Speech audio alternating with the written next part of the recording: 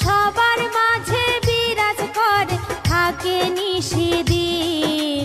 ভাবলি না রে রঙিন মন সামনে কঠিন দিন, যেদিন আসবে মরণ।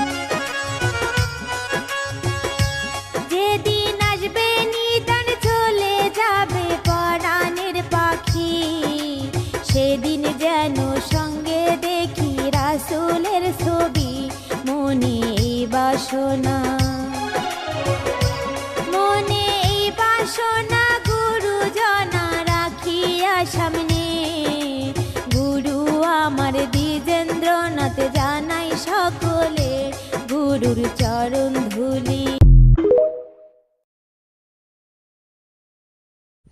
নবীজি সাজদা উঠাইয়া ফাতেমারে লই জিগাইয়া, শোনো শোনো মা জননী আমি কই তোমায়, ওরে শোনো আমার মা জননী একটা কথা তোমায় জিজ্ঞাসি, ঠিক ঠিক জবাব তুমি দিবা গো আমায়।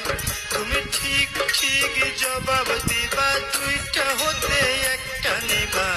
ছেলে চাও না উম্মত চাও বউ তুমি আমায়, তুমি ছেলে চাও না উম্মত চাও, দুইটা হতে একটা নেও।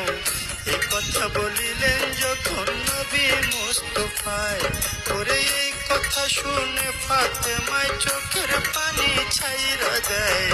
ফরিয়া জানাইলেন মাওলারি দরগায়, মাওলা গো চাই না আমার আপন ছেলে উম্মতি উম্মতি বলে। নবীজি সূরাটি হচ্ছে সূরাতুল ওয়াকিয়া। তিনি আরো বললেন, শুধু তাই নয়, এই সূরায় রয়েছে আরো অনেক ফজিলত। প্রিয় দর্শক, আপনারা সবাই